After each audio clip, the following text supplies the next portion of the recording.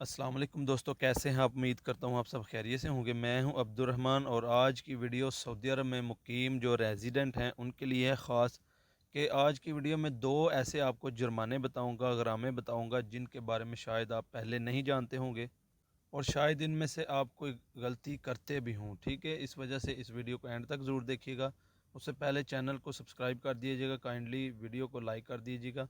पहला ड्रामा ये है कि अज़ान के दौरान, यानी उधर अज़ान हो रही है, उधर आपने अपना जो मौसीकी है, जो म्यूज़िक है उसको बजा रहे हैं आप, वो चलाया हुआ है अपने अपनी गाड़ी में या अपने घर में ऊंची आवाज़ में। तो अगर आपको शुरते ने पकड़ लिया तो मेरे भाई आपको इसका 1000 रियाल जुर्माना होगा।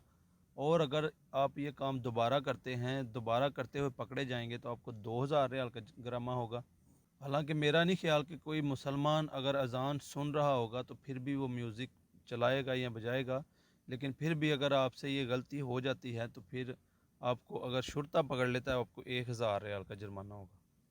यहाँ पे जो दूसरा ग्रामा है वो ये है कि अगर आप ऊंची आवाज़ में अपने घर में म्यूज़िक आपने लगाया हुआ है, कोई सॉन्ग सुन रहे हैं या कुछ भी, उससे अगर आपका हमसाया डिस्टर्ब हो रहा है, अगर वो जाके शिकायत करता है कि ये मेरा हमसाया, इसने ऊंची आवाज़ में म्यूज़िक चलाया हुआ था, बजा बजा रहा था, तो आपको उसका मेरे भाई 500 रियाल जुर्माना होगा।